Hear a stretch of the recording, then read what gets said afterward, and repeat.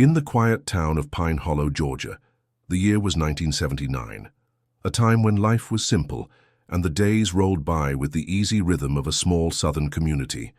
But beneath the serene surface of this idyllic town lurked a mystery that would haunt it for decades. It was a sunny Saturday morning, the kind that promised picnics and laughter echoing through the open fields. Mary Ellen Jennings, a beloved high school teacher, known for her gentle smile and kind heart, was preparing for her usual weekend routine. A woman of 32, she had an undeniable spark, the kind of person who could light up a room with her presence. Her students adored her and her colleagues respected her. To those who knew her, Mary Ellen was more than just a teacher. She was a friend, a confidant, a sister to the community. As she tidied up her small, cozy home, Mary Ellen hummed softly to herself, the scent of freshly brewed coffee wafting through the air. Her tabby cat, Whiskers, rubbed against her legs, a comforting presence in her solitary life. Life was good, and she had plans to meet her close friend Susan for lunch at the local diner. But Mary Ellen never made it to that lunch. The clock ticked past the agreed meeting time, and Susan's calls went unanswered. Concern grew into worry, and worry into panic. By evening, the sun had dipped below the horizon, casting long shadows that seemed to whisper secrets of their own. It was Susan who first went to Mary Ellen's house, knocking on the door, calling her name. There was no answer. The windows were dark, and the house stood eerily still. Susan's heart raced as she peered through the window, spotting the untouched cup of coffee on the table, now cold. The unease was palpable. The following morning, a soft but urgent voice broke the silence of the local police station. 911, what's your emergency? I'm calling about Mary Ellen Jennings. She's missing. I'm worried. Something's wrong. The initial investigation was swift, yet puzzling. Mary Ellen's car remained in the driveway, her purse and keys sitting undisturbed on the kitchen counter. There were no signs of struggle, no note, no indication of where she might have gone. It was as if she had vanished into thin air, leaving behind only questions and a deepening sense of dread. As the days turned into weeks, the search intensified. Posters adorned every lamppost, her picture a constant reminder of the unsettling mystery. The town held its breath, hoping for answers that never came. Friends and family clung to hope, refusing to believe that Mary Ellen could simply disappear. But in Pine Hollow, whispers of doubt began to circulate. Had she left of her own accord, or was there something far more sinister at play? The town's innocence was shattered, replaced by an unyielding tension that would linger in the air for years to come. And so, the mystery of Mary Ellen Jennings began, a tale of love, loss, and the dark undercurrents that lay beneath the surface of a seemingly perfect life. As the town continued to search for answers, one question remained. What really happened to Mary Ellen? The morning sun cast a pale glow over Pine Hollow as officers arrived at Mary Ellen's home. The air was thick with anticipation and a hint of desperation. The small-town police force was unaccustomed to cases like this. Missing persons weren't common in their quiet community. The officers exchanged uneasy glances, each hoping for a swift resolution, but fearing what they might uncover. Inside, the house was eerily silent. The untouched coffee cup was a stark reminder of the previous day's routine, now disrupted. Officers moved methodically through each room, searching for any clue that might indicate Mary Ellen's whereabouts. Her life seemed suspended in time, a book left open on the armchair, a half-written grocery list on the kitchen counter. As the first hours ticked by, they canvassed the neighborhood, knocking on doors, speaking to neighbors. Mrs. Caldwell, 2 doors down, recalled seeing Mary Ellen the day she disappeared. She was in good spirits, she said, clutching a handkerchief. She waved at me from her garden. I can't imagine she'd just leave. Detective Harper, leading the investigation, took note of every detail. He knew how critical the first 48 hours were in any missing person case. Still, with no evidence of foul play, the task was daunting. Officer Daniels, fresh out of the academy, was eager to make a difference. Maybe she just needed some time, he suggested. Harper nodded, though his instincts told him otherwise. Meanwhile, Mary Ellen's family gathered at the police station, their faces etched with worry. Her sister Susan was inconsolable. She wouldn't just leave, she insisted, her voice trembling. She had plans, dreams. Back at the scene, officers discovered something troubling, a set of footprints leading away from the house, disappearing into the woods. They were faint, almost washed away by the morning dew, but they ignited a flicker of hope. Could this be the break they needed? Despite the potential lead, early mistakes began to surface. The scene hadn't been secured properly, and vital evidence might have been compromised by well-meaning neighbors eager to help. Detective Harper's frustration was mounting, knowing that time was slipping through their fingers. As the day wore on, a critical witness emerged, Tommy, the local paperboy, who often saw the comings and goings of the neighborhood. He hesitated under the weight of attention. "I saw a car," he finally admitted, "an unfamiliar one, parked near her house that morning. It was gone by noon." This revelation sent ripples through the investigation. Who was in the car? Why were they there? Yet, without further details, it was another piece of the puzzle that refused to fit. The pressure was mounting, and the small team was stretched thin. As night fell, the town gathered for a candlelight vigil. The flickering flames mirrored the community's fading hope, each person clinging to the belief that Mary Ellen would return. Yet beneath the surface, a current of fear began to flow, a fear that someone among them knew more than they were letting on. With each passing minute, the case grew colder. Detective Harper felt the weight of unspoken questions and unshed tears. The clock was ticking, and he knew that if they didn't find answers soon, Mary Ellen Jennings might be lost forever. And as the second day dawned, a single question loomed larger than ever. Was Mary Ellen still out there, or was the truth far darker than anyone dared to imagine? As the town of Pineville awoke on the second day of Mary Ellen Jennings's disappearance, an uneasy silence replaced the usual morning chatter. The community, once bustling with the sounds of children playing and neighbors exchanging greetings, was now subdued, each person lost in their thoughts, haunted by the unknown. Detective Harper stood in the makeshift command center at the local high school, surrounded by maps and photographs of Mary Ellen. The clock on the wall seemed to tick louder with each passing second, a constant reminder of the urgency at hand. He knew that statistically, the first 48 hours were critical in a missing persons case, yet he couldn't shake the feeling that they were already falling behind. The initial police response had been swift. Officers canvassed the neighborhood, knocking on doors and asking questions. Yet as they delved deeper, early mistakes began to surface.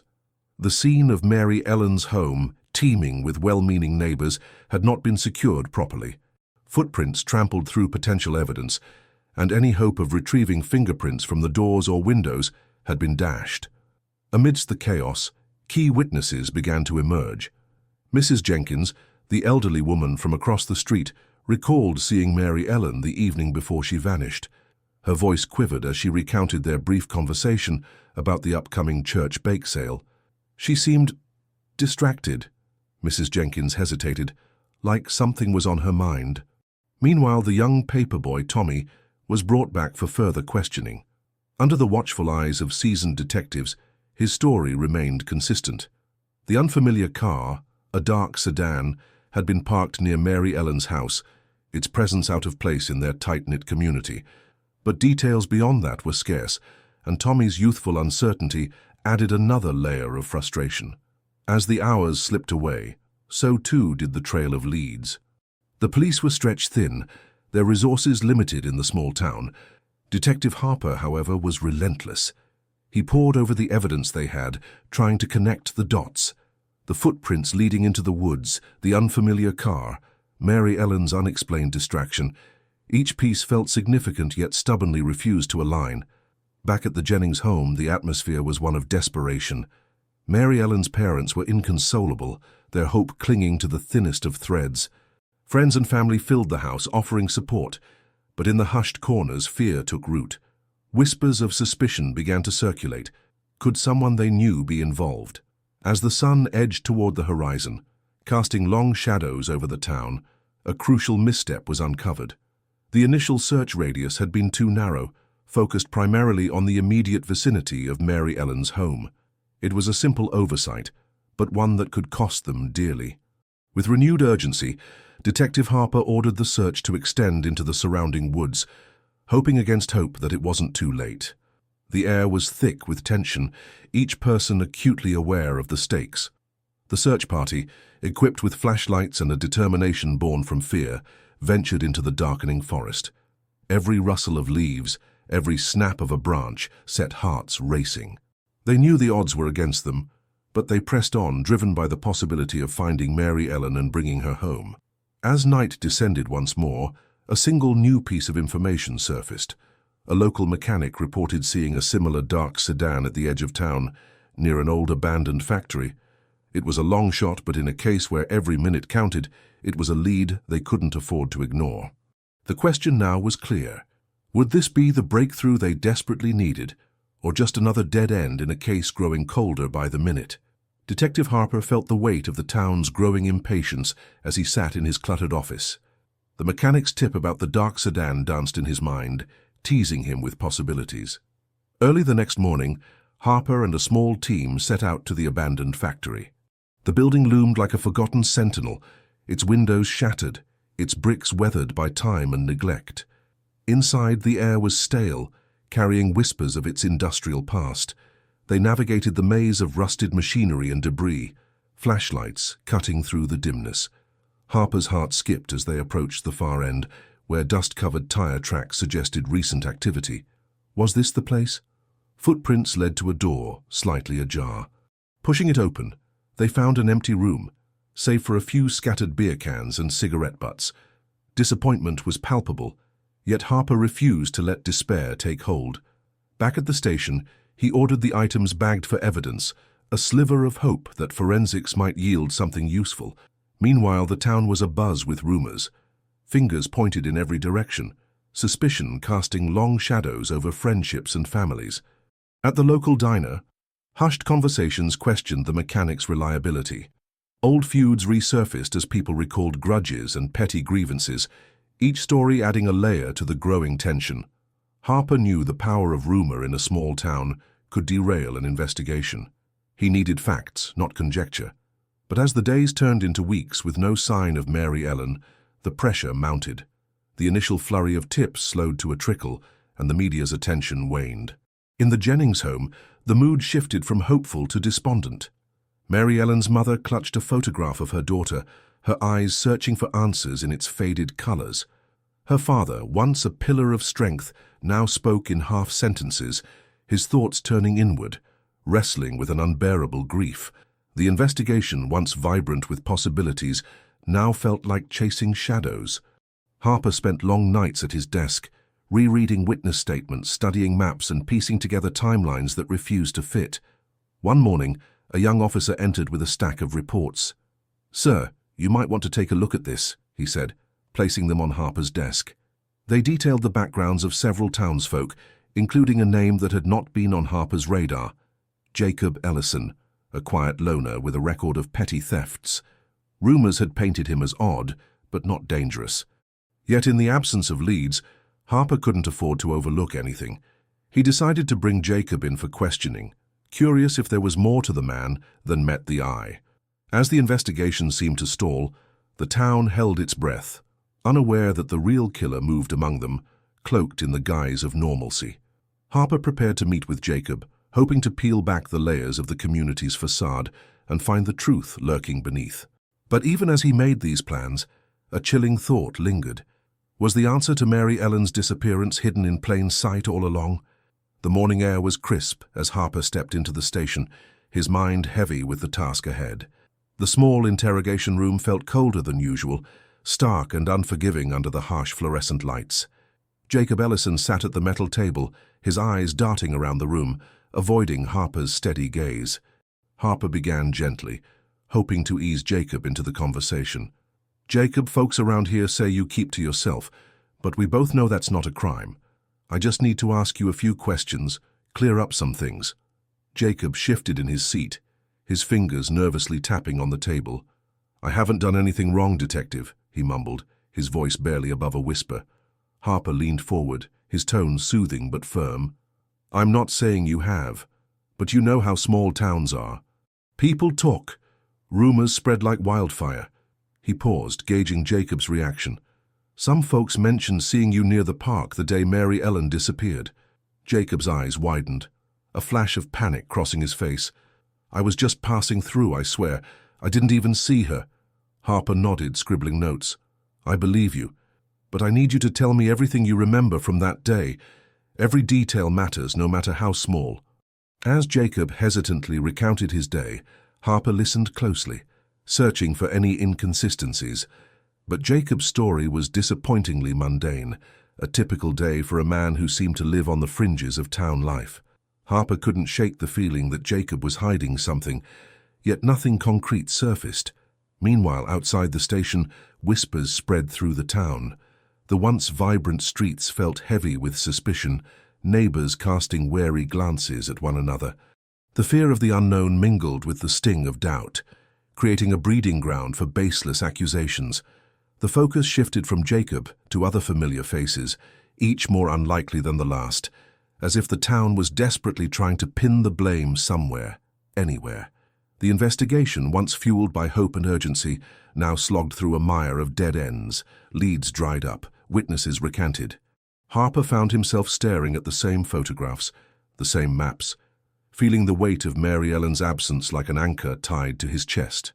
The Jennings family endured in a limbo of grief and frustration, their house a silent testament to their loss. Hope faltered, replaced by a grim acceptance that Mary Ellen might never be found.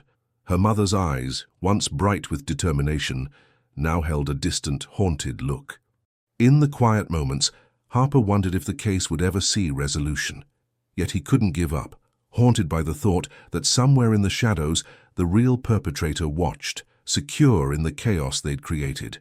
As the investigation stalled, Harper clung to a fleeting hope that something, anything, would break the silence. Little did he know, the truth would soon surface in the most unexpected way, igniting a chain of events that would shock the entire town to its core. The air in the station was tense, a palpable frustration hanging over the team like a storm cloud. Harper, weary-eyed and burdened by the weight of too many unanswered questions, sat at his desk, rifling through the same notes for the 100th time. Each page felt like a reminder of his failure, a taunt from the case that refused to give up its secrets. Outside, the town of Cresswell lingered in a state of uneasy anticipation. Rumors swirled like autumn leaves, carried by the wind from one porch to another. The community's gaze turned suspiciously inward, each neighbor scrutinizing the other, seeking a hint of guilt where none might exist. It wasn't long before the focus shifted to the Thompson brothers, local troublemakers, with a knack for finding themselves on the wrong side of the law. Their reputation for petty theft and drunken brawls made them easy targets for gossip, and soon whispers of their involvement in Mary Ellen's disappearance echoed through the town like an ominous chant. The brothers, Billy and Joe, were hauled in for questioning amidst the growing speculation. Harper, though skeptical, couldn't ignore the pressure mounting from both the community and his superiors. As the brothers sat defiant and uncooperative, the air in the interrogation room crackled with tension. Billy, the elder of the two, was the first to speak, his voice a mix of bravado and fear. "We didn't do nothing to that girl. We ain't saints, but we ain't monsters neither." Joe nodded in agreement, his eyes darting nervously. "People in this town just love to point fingers, makes them feel better about their own dirty laundry." Despite the bravado, Harper sensed a kernel of truth in their words. There was no evidence linking them to Mary Ellen, just the town's desperate need for closure. The brothers, though far from innocent in their past deeds, seemed more scapegoats than suspects. As the days turned into weeks, the investigation ground to a near halt. Harper felt the sting of each passing moment. The fear that Mary Ellen's case would join the ranks of those unsolved, her memory fading into the annals of forgotten tragedies. The Jennings family, once a pillar of hope, now seemed resigned to their fate. Mary Ellen's mother, her spirit worn by the weight of endless waiting, clutched at the few mementos of her daughter she still had. Her father, a stoic man of few words, retreated into silence, his grief a constant, unending shadow. Harper, despite the growing hopelessness, refused to let go. He spent long nights at his desk, poring over every scrap of evidence, every statement, searching for the thread that would unravel the tangled web. Yet, with each passing day, the case grew colder, the trail more elusive. But just as despair threatened to consume him entirely, an unexpected call came through, a small, seemingly insignificant detail from an unlikely source. It was a flicker of light in the darkness, a whisper of hope that would soon ignite the investigation anew, setting the stage for revelations that would turn the town upside down. The truth, long buried beneath layers of fear and silence, was about to surface, and with it, the shocking revelation of the killer in plain sight. As the years slipped by, the town of Fairhaven seemed to quietly forget the tragedy of Mary Ellen Jennings. The case, once the subject of whispered conversations and fervent speculation, faded into the background noise of life. New families moved in, old ones moved out, and the town's collective memory of that fateful summer day in 1979 began to blur. For the Jennings family, however, time did nothing to dull the ache of their loss. Mary Ellen's mother, Evelyn, clung to her daughter's memory with a tenacity that defied the passage of time. Her once vibrant eyes now held a perpetual sadness, a shadow that lingered like a storm cloud over every smile. She spent countless hours in Mary Ellen's room, preserving it as a shrine to the girl who once filled their home with laughter. Her father, Tom, retreated further into himself, his grief manifesting in long days spent working the land, hands calloused and worn from the relentless toil. He spoke little of Mary Ellen now, the words too painful, too laden with unspoken sorrow. The Jennings family never stopped searching for answers. They hired private investigators, spent their savings on psychics and detectives who promised closure, but delivered only empty reassurances. Each new lead was a spark of hope, swiftly extinguished by the harsh reality of dead ends and false trails. In the community, the silence around Mary Ellen's disappearance grew deafening. People who had once offered condolences and casseroles now avoided the topic, as if speaking her name could summon the darkness that had once touched their lives. The town moved on, its collective conscience soothed by the passage of time. Yet, beneath the surface, the wound remained. Harper, the detective who had once spearheaded the investigation, found himself haunted by the case. He had left the force years ago, but Mary Ellen's face still visited him in dreams, her eyes asking questions he couldn't answer. He kept the file in his study, a constant reminder of the justice he had failed to deliver. It was during one of his solitary evenings, the room dimly lit by the glow of a single lamp, that the call came. A voice from the past, a detail long overlooked, surfaced with a clarity that sent shivers down his spine. "I remember something," the voice had said, hesitant yet determined. "It might not mean much, but I saw a car that night, one that didn't belong." The words echoed in Harper's mind, a puzzle piece sliding unexpectedly into place. He felt the familiar stirrings of hope, a flicker in the darkness that had enveloped him for so long. As the community prepared for another summer, blissfully unaware of the storm brewing beneath its peaceful facade, Harper knew the moment had come. The years of silence were about to end. The truth, long buried, was rising to the surface, and with it the identity of the killer in plain sight would soon be revealed.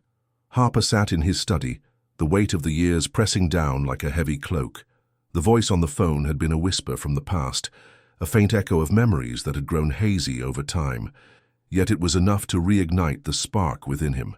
He couldn't shake the feeling that this was the lead he had been waiting for, a missing piece that could finally unravel the mystery surrounding Mary Ellen's disappearance.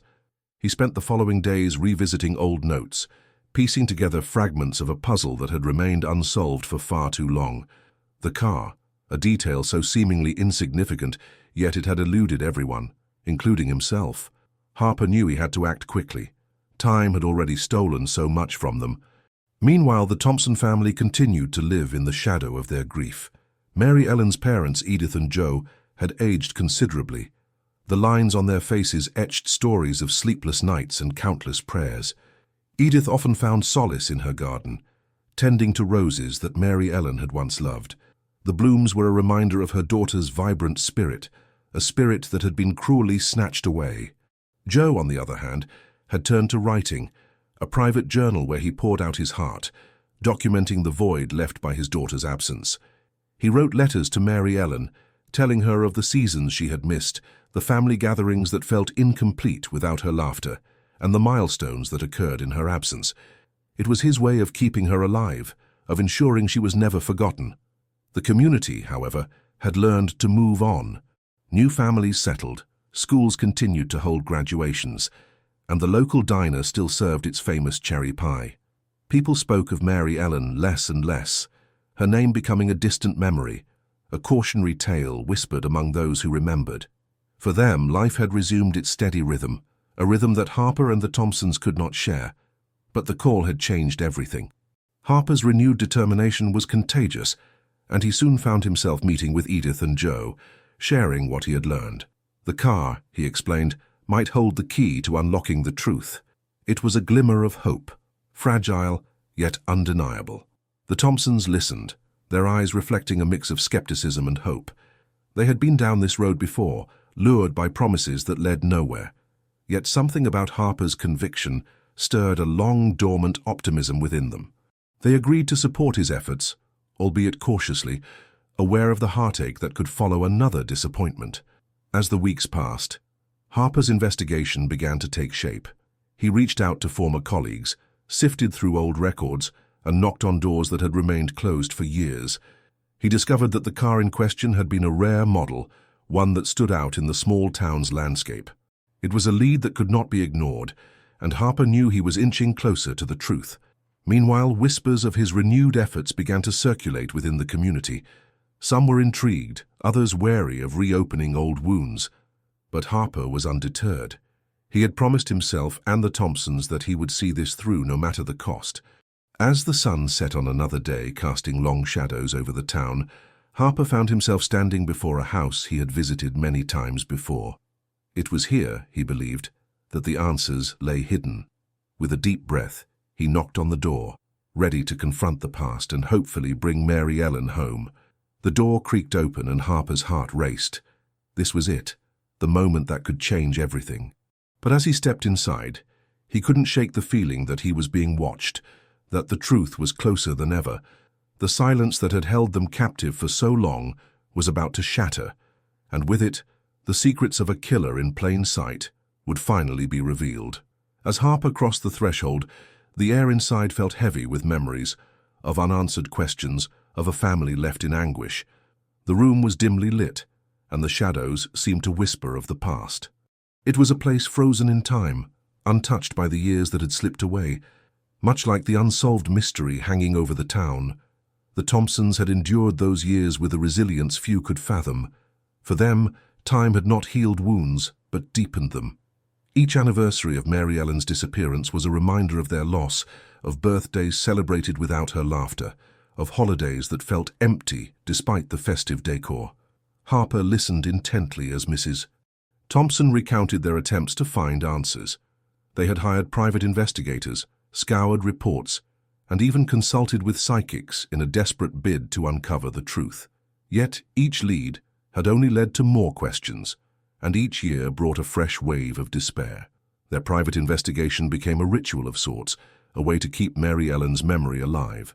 But as the years went by, the community began to move on.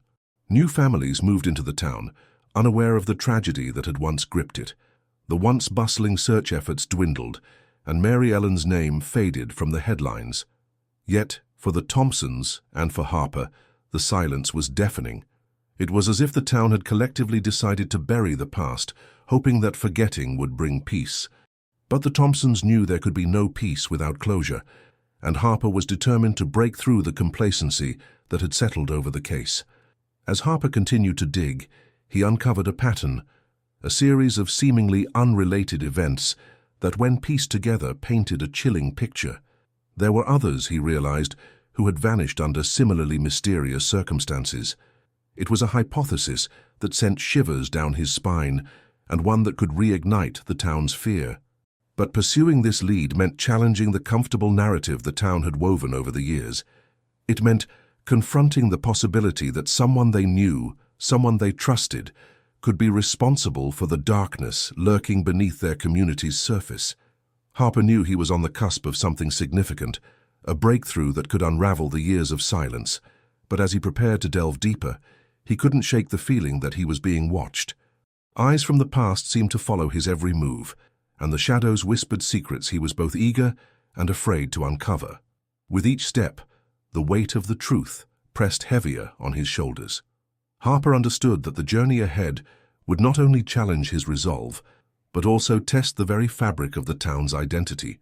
As he left the Thompsons' home, he couldn't help but wonder, would the answers he sought bring healing, or would they tear the community apart? The night was still as Harper walked back to his car, the stars above a silent testament to the passing years. He paused, looking back at the house now shrouded in darkness. The long silence was about to end, and with it, the secrets that had imprisoned them all would be forced into the light. As Harper drove away from the Thompsons' home, the weight of the town's secrets pressed heavily on his mind. The road stretched dark and empty ahead, much like the uncharted territory of the investigation he was about to embark upon. He knew he needed help, someone who could see what others couldn't, someone with fresh eyes and a relentless hunger for the truth. The next morning, Harper found himself at the modest office of Detective Clara Reyes, a recent transfer from Atlanta, known for her tenacity and unconventional approach to cold cases.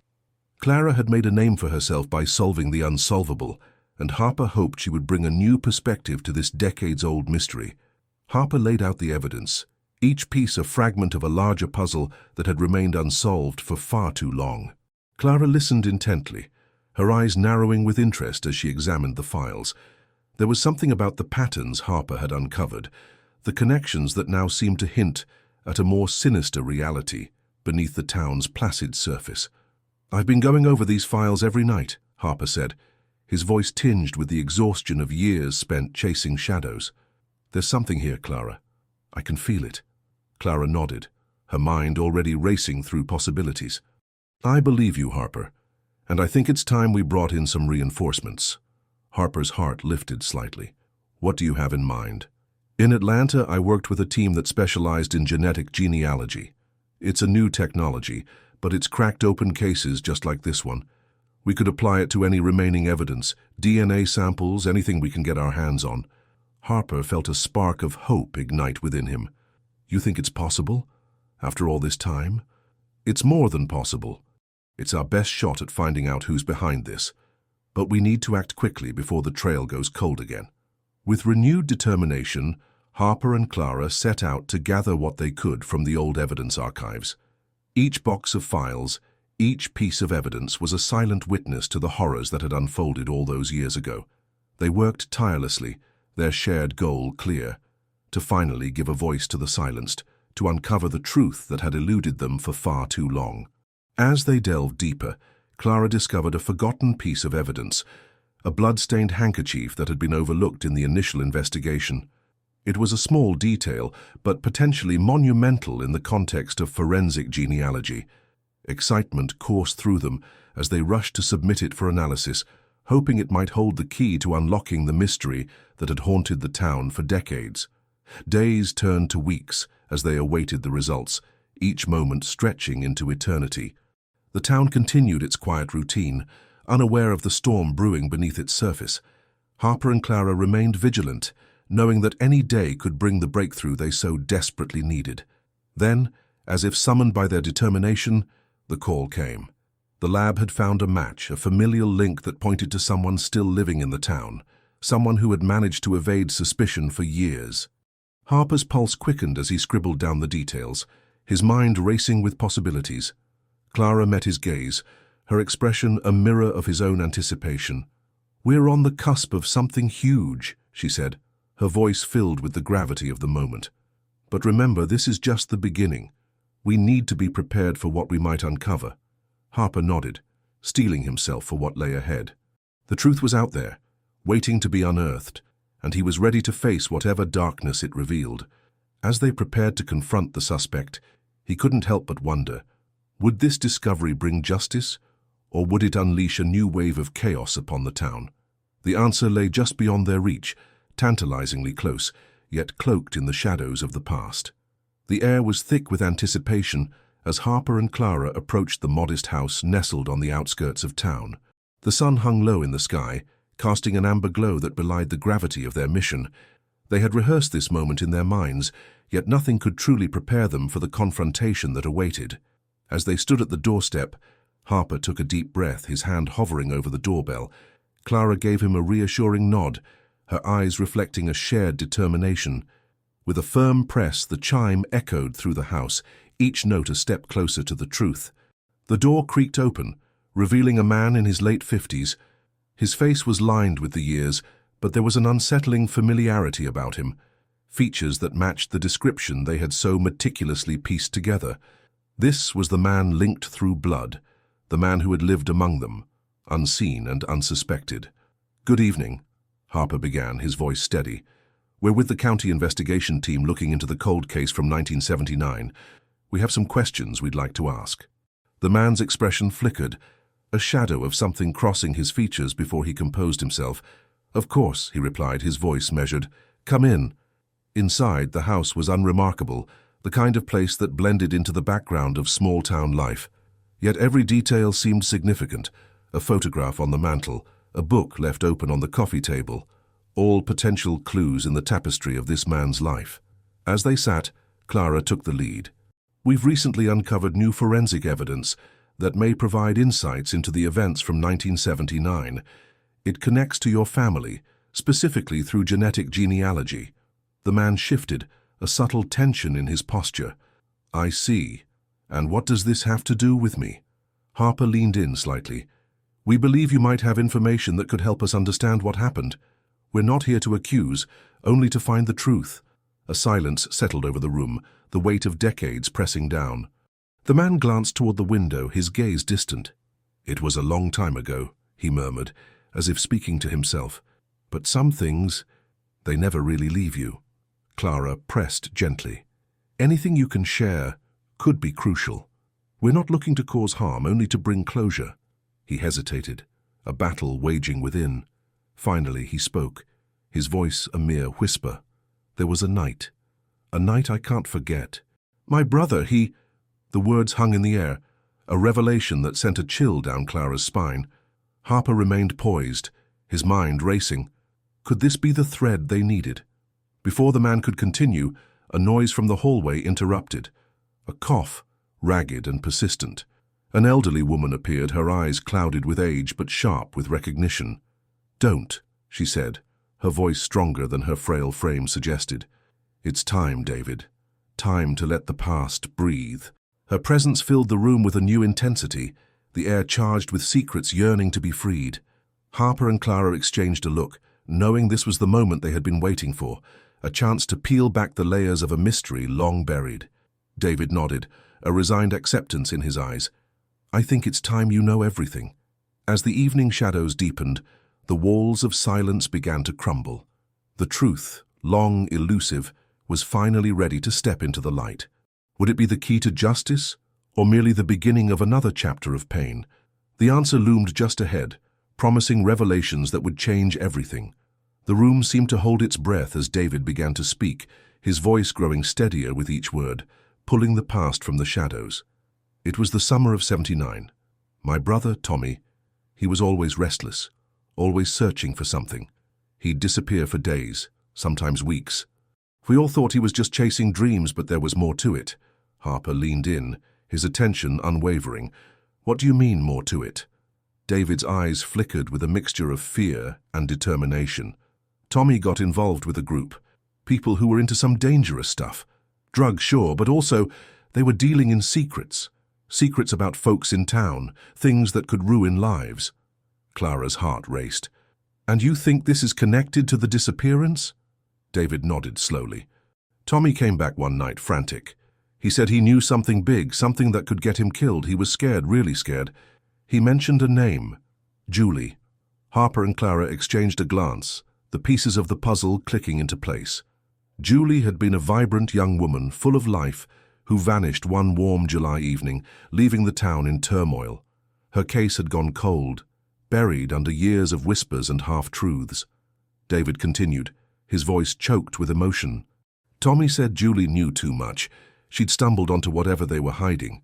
He begged me to leave town with him, but I stayed. I thought he was just being paranoid." The room fell silent, the gravity of David's words settling over them. Clara spoke gently. "David, do you know who was involved? Who might have wanted to silence her?" David hesitated, the weight of his choice evident. There was a name he mentioned often, a man who seemed to have his hands in everything around here. Someone people wouldn't suspect. Donovan, Sheriff Donovan. Harper felt a chill run down his spine. The sheriff had been a pillar of the community, a man whose reputation was beyond reproach. Yet, the revelation painted a different, darker picture, one that could unravel everything they thought they knew.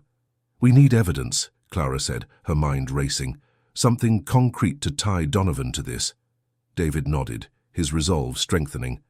"Tommy left me a box, said it was insurance. I've kept it hidden all these years, afraid of what it might mean. But if it can bring Julie justice, I'll show you." As David led them to the hidden compartment beneath the old wooden floorboards, Harper and Clara knew they were on the brink of something monumental. The box, dusty and worn, held the promise of answers and the potential for justice long overdue. Inside, they found photographs, letters, and a small cassette tape. Evidence carefully preserved through the years, waiting for this moment. As Harper held the tape, the significance of the breakthrough hit him. This could be the key, the undeniable truth that would finally bring the killer in plain sight to justice. But as they prepared to delve deeper into the contents, a realization dawned. If Donovan was involved, they were dealing with a man who would stop at nothing to protect his secrets. The danger was real, and the stakes had never been higher. David's voice broke the tension. "It's time to finish what Tommy started, to let the truth finally breathe." With renewed determination, Harper and Clara knew they had to tread carefully, for the road ahead was fraught with peril. Yet, with each step, they moved closer to unraveling the mystery, ready to confront whatever darkness lay ahead. And as the night stretched on, they knew the next move would bring them face to face with the shadows of the past, and perhaps the truth they'd been seeking all along. Harper carefully placed the cassette tape into his portable player, the soft click echoing in the stillness of the room. Clara and David leaned in, their eyes wide with anticipation and a hint of fear. The tape began to play, the sound crackling as it came to life. A voice, weary and strained, filled the room. It was Tommy unmistakably. His words were a revelation, each sentence a piece of a puzzle that had eluded them for decades. "I can't keep this to myself any longer," Tommy's voice confessed, tinged with a desperation that spoke of a man burdened by secrets too heavy to bear. "Donovan, he wasn't who he seemed. I saw things no one would believe. He was always there, watching, waiting. But there's more. It's not just him." The tape continued, Tommy detailing secret meetings, strange conversations, and names connected to Donovan that he had managed to uncover. As the names spilled out, Harper and Clara exchanged glances, their minds racing to piece together the implications. Clara's voice was barely a whisper. "If what Tommy says is true, this goes deeper than we ever imagined." Harper nodded, his mind already formulating a plan. "We need to cross-reference these names. Find out who these people are, how they connect to Donovan. This could be the breakthrough we need." David, his face pale but resolute, interjected. "I remember some of those names. Friends of Donovan, people in high places. If they were involved—" Clara cut him off, her voice firm. "Then we bring them all down. We follow the trail until we have enough to confront Donovan. We can't let them hide in the shadows any longer." The room fell silent, the gravity of their task sinking in. They were up against a powerful network, a web woven over years, perhaps decades. But with the evidence in their hands, they had a fighting chance. As they pored over Tommy's notes and the photographs, a pattern began to emerge. Meetings at a remote cabin, phone numbers scribbled in margins, and a ledger of transactions that hinted at something sinister. The picture was becoming clearer, and with each revelation, the net around Donovan tightened. Harper's voice broke the silence, filled with determination. "We have to be smart about this. If Donovan catches wind of what we're doing, he'll bury this deeper than before." Clara agreed, her resolve unshaken. "We need allies, people we can trust. It's time to bring in the state police, someone outside Donovan's reach." David nodded, a flicker of hope in his eyes. "Tommy always believed the truth would come out. Let's make sure it does." As they continued their work, the weight of the years began to lift, replaced by a renewed sense of purpose. The end was in sight, and with each piece of evidence, they moved closer to unveiling the truth that had long been obscured. But as the night wore on, one question lingered in the air, unanswered and ominous. If Donovan wasn't the only one involved, how far did this conspiracy extend, and who else was hiding in plain sight? As the first light of dawn crept through the windows, the room remained a hive of activity. Clara, David, and Harper were relentless, piecing together the intricate puzzle that had eluded them for so long. The ledger Tommy had left behind was a roadmap to secrets hidden in plain sight. Names, dates, and locations were cross-referenced with old news reports and witness statements. Patterns were emerging, and one name kept resurfacing, a name that sent a chill down Clara's spine. "He was always there," Clara whispered, almost to herself, as she tapped her finger on the page. "The pastor." David looked up, startled. "Pastor John? That's impossible." Harper leaned forward, her eyes narrowing. "It makes sense.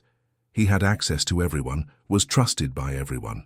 He could have been orchestrating this from the start, right under our noses." Clara nodded, her mind racing. "Think about it.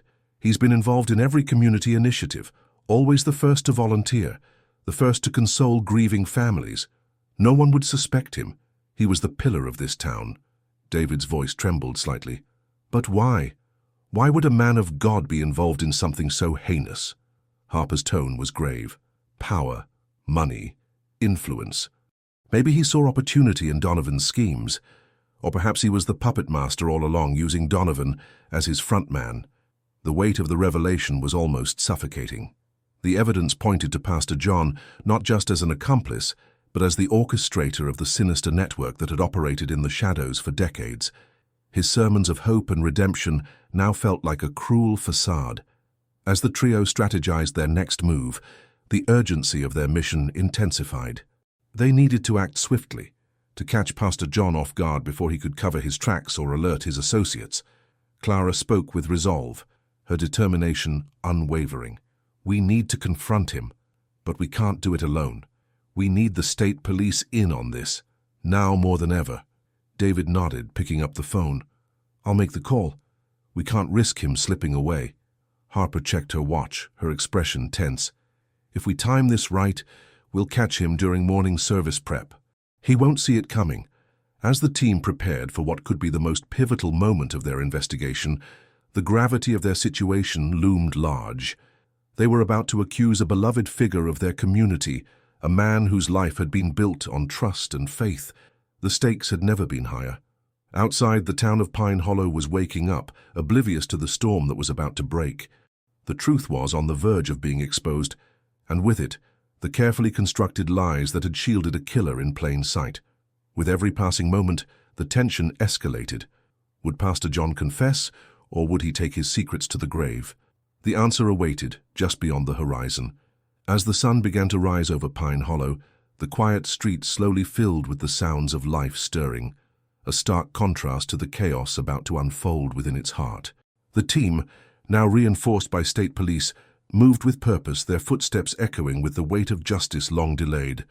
Inside the church, Pastor John prepared for what he believed would be another morning of introspection and faith.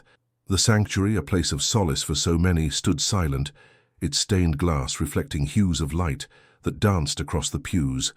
It was here, beneath the watchful eyes of saints and angels, that his double life would soon be laid bare. The police swept in, their presence unmistakable. Pastor John looked up, surprise etched on his face as Clara, David, and Harper entered behind them. The congregation, trickling in for the service, froze in shock as the officers approached their leader. The officer's voice was steady. "Pastor John, we have a warrant for your arrest. You're being charged with conspiracy to commit murder, among other crimes." Gasps rippled through the small crowd. The pastor, once a pillar of the community, now stood accused of unspeakable acts. His eyes darted to Clara, a silent plea for understanding, but her gaze was unyielding.